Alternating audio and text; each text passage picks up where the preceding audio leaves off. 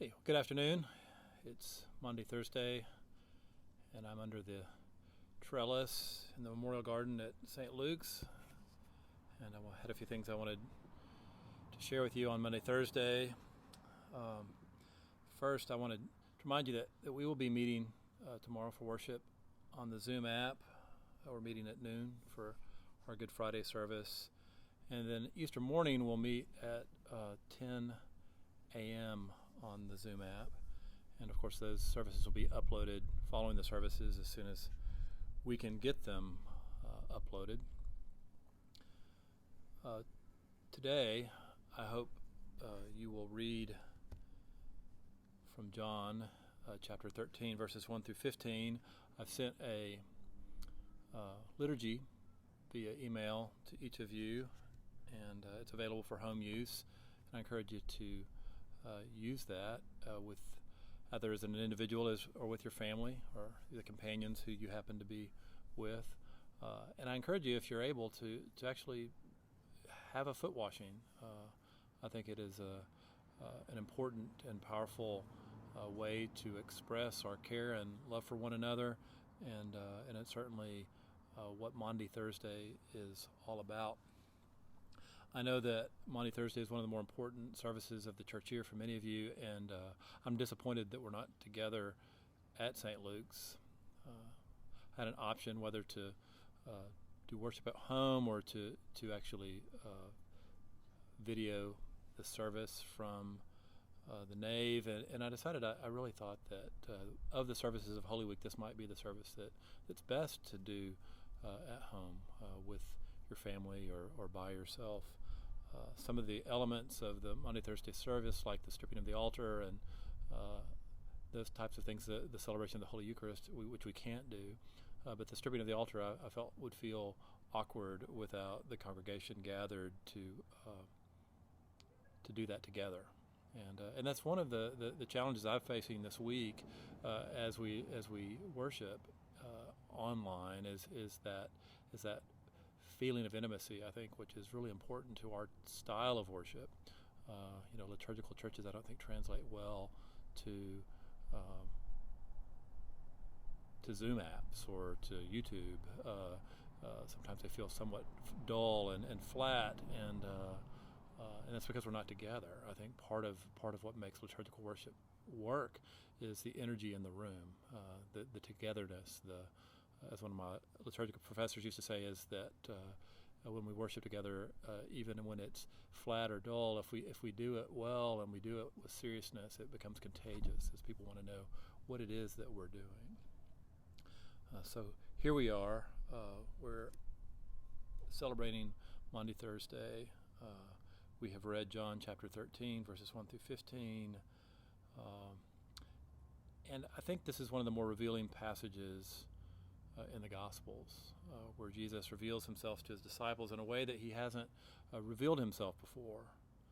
What on the surface looks like a simple foot washing, it's actually a clear revelation of who Jesus is. And once we understand who Jesus is, we can have a full understanding of who God is, because ultimately that's why Jesus came, is to reveal the fullness of God to humanity. In this washing of his disciples' feet, Jesus reveals the fullness of his love for them. I mean, he wasn't just a good teacher, although he was a good teacher, but he was in relationship with them. He was a companion, a brother, someone who intimately loved each and every one of his disciples. And so in the washing of their feet, he models for them how it is to be in relationship with him, and he gives them an example of how they are to be in relationship with each other, which then gives us a relationship, an example of how we are to be in relationship with each other. Jesus is projecting with his actions. If you want to understand my relationship with God, it looks like this. And then he washes their feet. So let's back up just for a minute. What is the context? What is the significance of foot washing in Middle Eastern culture? Well, anthropologists tell us that foot washing was a basic act of hospitality in the time of Jesus. When a weary traveler would arrive, a host would provide some water and a way in which the guest could wash his feet. Sometimes the washing was done by a servant, but often it was self-serve. Here's some water, wash your feet. This is not to say that foot washing was never done by the host, but the host washing the guest's feet would not have been a common event. So when Jesus begins to wash his disciples' feet, he not only acts as host, but he acts as the servant as well. Jesus shows his disciples what God's hospitality truly looks like. Jesus is not just teacher and Lord, but he is servant and host as well. In addition, Jesus shows his disciples not only do they need to be able to give love, they must be able to receive love. Think of Peter's reaction in this story. You're not going to wash my feet. That is one of the challenges at a foot washing, isn't it? Is the folk don't want to participate. You're not going to wash my feet. It's not usually because of an arrogance or I can't have you doing that. It's more of a fear of vulnerability. And I think in ministry and as a minister, that's one of the challenges, one of the learnings as you move and accept the life of ministry and leadership is a willingness to be vulnerable. Once Peter realizes that indeed Jesus is going to wash his feet, Peter wants everything else washed as well. Peter first resists Jesus' action and then overreacts when he fails to understand what it is that Jesus is doing. Much in the same way as Jesus' disciples, Jesus calls each of us into a relationship with him. Through the sacraments of the church and the love and ministry of the people of God, we are able to know God's love for us and receive God's blessing in our lives. Yet many of us are better able to give than to receive. We still fail to see that God's love is freely given, and we somehow feel that we must earn it through our actions and our deeds. When we fail to be on the receiving end of God's love, we run the risk of fatigue, of burnout, or even serious dysfunction and acting out. Too many of us are so busy giving ourselves away that we fail to receive in return.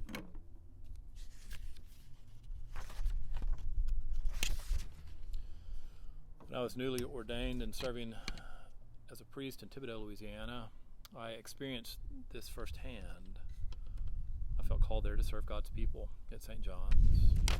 My job was to be available morning, noon, and night, providing emergency care for the sick and dying, pastoral support for the suffering and afflicted, and joyous proclamation to the faithful.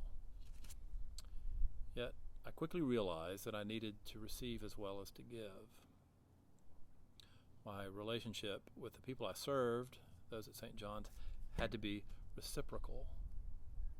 And in the end, they probably ministered far more to me than I ever did to them.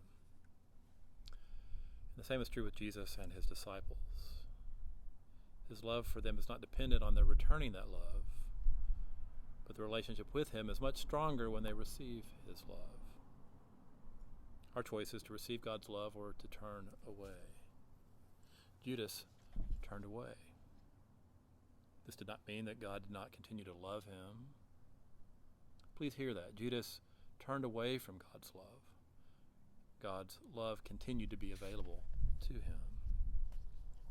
God's love is available whether we want it or not, whether we are good or bad or indifferent.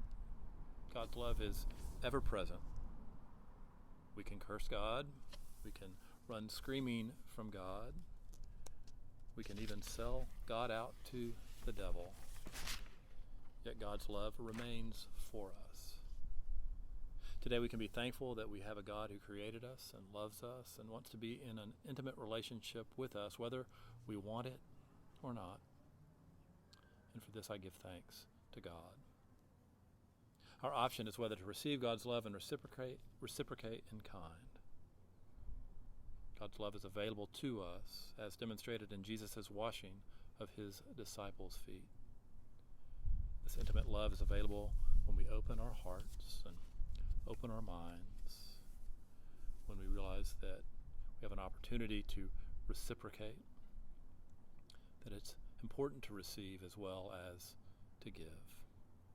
And for this, I am truly thankful. I'm thankful for you. I'm thankful for this place. And most importantly, I'm thankful for the God who loves us and created us and wants to be in relationship with us this day and always. Amen.